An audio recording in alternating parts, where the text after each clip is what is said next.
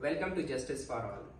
Today we are grateful to have an interaction and opportunity to interact with Barrister Zara Sair Bayani, who is CEO at Women's Lawyer Association and partner at Malkani and Bayani Law Firms, one of the firms owned and run by women. आज हम इनसे जानना चाहेंगे कि child labour के जो issues है पाकिस्तान में उसकी वजूहात क्या है, what are the factors behind that, और इतने सारे कानून के होने के बावजूद ये मसला अभी तक हल क्यों नहीं हुआ। तो ma'am, thank you very much for giving us your precious time. We understand आपने बिजी शेड्यूल से अपना टाइम दिया। तो मैम, आप क्या समझती हैं कि इस इशू के पीछे चाइल्ड लेबर जो है एक मेनेस, उसके पीछे क्या वजूहात? Thank you firstly for having me on your program. देखिए, चाइल्ड लेबर की तो काफ़ी वजूहात है।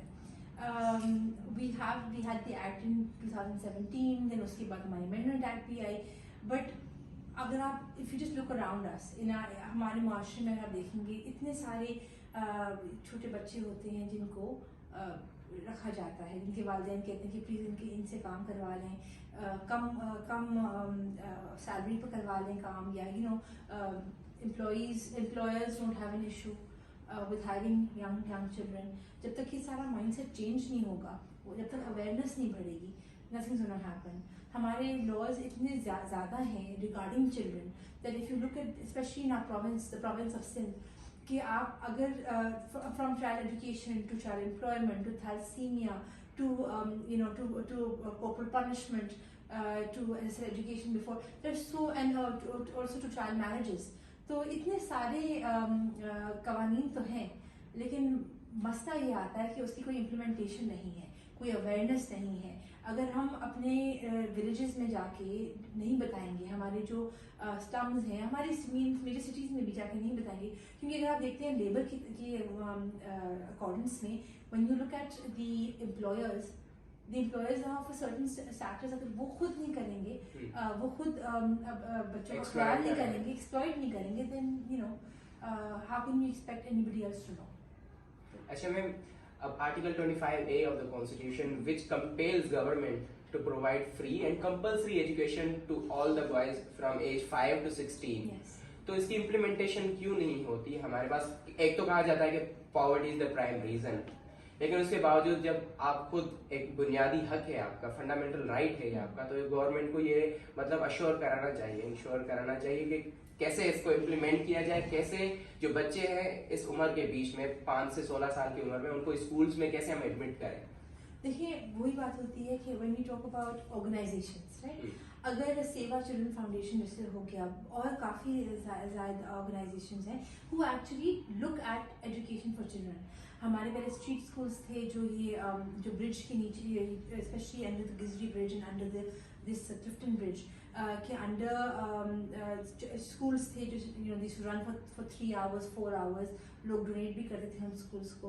If they can run schools there, if an SOCF can run their own schools जहाँ वो बच्चों को फ्री एजुकेशन देते हैं, why can't they be government school? Exactly ma'am. And the problem is उसी उसमें again we have a child's right to education, right, we have the law, but unfortunately implementation नहीं है। उस लॉ के तहत इतने गो स्कूल हैं कि हमने एक सर्वे किया था, at least 70% of schools in Sindh are गो schools.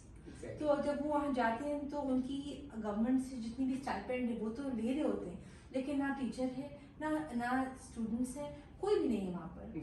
Rather they have turned out to be rest houses. Yes. Of people in power and influential people. Not only that, उसके अलावा कहीं एक तो there was a I know you went एक जगह, वहाँ तो सिर्फ मुर्गियाँ नजर आ रही थी, you know, so it was dilapidated. This is very unfortunate. And that is the reason. And then another thing is that जो acts आती हैं, जो acts promulgate होती हैं, उनमें rules of business कहलाते हैं। एक कमेटी हर एक्ट में आप देखेंगे चाइल्ड लेबर और चाइल्ड सेंट्रिक में एक कमेटी की बात करते हैं, एक रूल्स ऑफ बिजनेस की बात करते हैं। ना तो रूल्स कभी बनते हैं, ना वो कमेटी बैठती है। तो these are very important factors that we need to take into consideration, because just by saying कि we are heavily legislated, सिर्फ इतनी legislation है, उससे कुछ फर्क नहीं पड़ता, because there is no implementation of the same.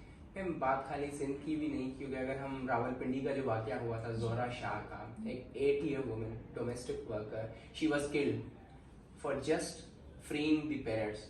मतलब एक प्रीशियस लाइफ, एक बच्चे की लाइफ एक पेरेंट्स की वजह से मतलब आप डिप्राइव कर देते हैं उसको। उसके बाद फिर एक अमेंडमेंट आती है कि भाई डोमेस्टिक लेबर जो हैं, डोमेस्टिक वर्कर्स पे कम्प्लीटली बैन। क्या उसके बाद आपको क्या लगता है कि क्या ऐसा हुआ है, बैन हुआ है कम्प्लीटली, या आज भी बच्चे जो है वो घरों में काम करते हैं? आज भी बच्चे घरों में काम करते हैं। तो हु इज द रिस्पॉन्सिबल अगर The देखा जाए? employers and the parents, unfortunately, because देखिए पेरेंट्स को लालच है पैसे की और एम्प्लॉयर्स को ये वो they don't consider. Ma'am, at the same time, it is seen that if there are no penal consequences of violation, the government also they should iron-handedly. Absolutely, that's what I'm saying. You see, the third factor is the government itself. अगर government एक strict rule नहीं डालेगी, अगर वो जो act, that's why I use sin as an example. I understand कि ये हर पूरे पाकिस्तान में होता है, लेकिन अगर आपकी government खाली लॉज निकाल सकती है लेकिन उसके बाद वो they can't do anything else to back it up. वो रूल्स ऑफ बिजनेस की बात हो गई, कमेटी की बात हो गई, कमेटी क्या करेगी? Committee will set what should happen is rules of business बने आपकी, कमेटी सेट हो, कमेटीज में सब कमेटीज बनाए और हर एरिया हर इलाके में जाके देखा जाए कि स्कूल बने नहीं बने, चल रहे नहीं चल रहे, कौन से बच्चे घर बैठे, कौन से बच्चे अगर घर पे नहीं है तो आप बताएं कहाँ है आपका बच्चा, काम कर रहा है, क्यों काम कर रहा है? ये सारे अगर सवाल उठेंगे नहीं तो फिर you know as I said you can legislate as much as you want, फर्क नहीं पड़ता। मतलब लेजिस्लेशन की बातें की जाती है, की भी जाती है, लेकिन फॉलो अप नहीं किया जाता, इम्प्लीमेंटेशन नहीं की जाती। तो मैम उसके अब देखें, चले गवर्नमेंट को प्रेशर कोई ना कोई तो करे। Hundreds of organizations are working on children's right, but still there is fourfold increase in children or child labor. Why? The same reason, because वही बात है ना कि अगर आप organizations मतलब और देखिए आप NGOs, आप बाकी सोशल वेलफेयर ऑर्गेनाइजेशन से कितना एक्सपेक्ट कर सकते हैं जब government is not going to take their stand, be the provincial government और the federal, they don't take a stand at all, and that is the problem that we face. You know, unfortunately there's nothing that can be done unless we have awareness की तो बात है कि आप ऐसे कि अगर आप विलेजेस में जाके अवेयरनेस नहीं फैलाएंगे, आप कहें कि आपका बच्चा जब तक 16 साल का है आपको फ्री एजुकेशन मिलेगी, ये तो फर्स्ट स्टेप है। सेकंड स्टेप ये कि आप वो दिखाएं कि इस स्कूल में आके आपको फ्री एजुकेशन मिलेगी, वहाँ के टीचर्स हैं, यू नो, अगर ये सारी अपने राइट को असर्ट करना। एग्जैक्टली, एब्सोल्युटली, एक स्टेप नहीं है, काफी स्टेप्स हैं, अनफॉर्चुनेटली कुछ भी फॉलो नहीं हो रहा है। अच्छा मैम, हमने बातें कर ली कि ये है मसाइल हैं। I would solicit your personal opinion कि what are the possible ways forward from current status को, जिससे बेहतरी आ सकती है, जिससे हम ये जो चाइल्ड लेबर का मेनेस है इसको कंप्लीटली इरेडिकेट कर सकते हैं। What do you think? Child labour का मैंने अनफॉर्चुनेटली कम्प्लीटली इरेडिकेट ऐसे ही हो सकता है जब आप उनको एजुकेशन देंगे, उनको आप फ्री एंड कंपल्सरी एजुकेशन देंगे, आप इंश्योर करेंगे कि वो एजुकेशन का इस्तेमाल करें, you know? आप spread awareness, implement the laws and the rules, have subcommittees, have the government officials, you know, take interest, have from the lowest to the highest office of the government needs to take part in it. Spread awareness campaigns, get into the you know the depths of it instead of खाली एक सरसरी बात करनी, उससे तो कुछ नहीं होता, वो तो सारी बातें करनी है। मतलब कंप्लीटली उसको फॉलो अप करें, देखें कि बच्चे जा भी रहे हैं कि नहीं जा रहे, अगर नहीं जा रहे तो मतलब उसके लिए कोई प्रोसीजर होना चाहिए। And I'll even tell you the procedure.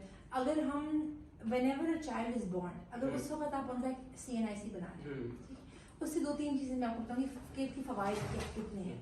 The first positive or the pro as one says is that आपका गवर्नमेंट के पास रिकॉर्ड होगा कि इस घर में 4 बच्चे, वो एक सब कमेटी जो हमने पहले बात की थी कि you know rules of business committee, sub committee, sub committee भी हम कह रहे हैं, उससे कहीं कोई जाके उस घर में जाके पूछे कि आपके 4 बच्चे हैं between the age of 5 and 15, कहाँ हैं?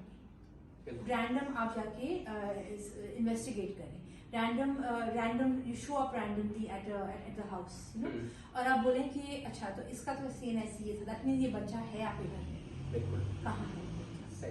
एक तो ये हो गया, तो खौफ पैदा हुआ उनको, they will know they have to be, कोई स्मॉल सा फाइन लगा दें, हाँ कोई consequences तो होने चाहिए, मतलब and so that should be a way of to follow up. बिल्कुल। अब उसी तरीके से जब आप कहते हैं ना कि अंडर एज चाइल्ड मैरिजेस की बात, I am mixing the two, लेकिन ये CNIC से this is also growing challenge. Absolutely.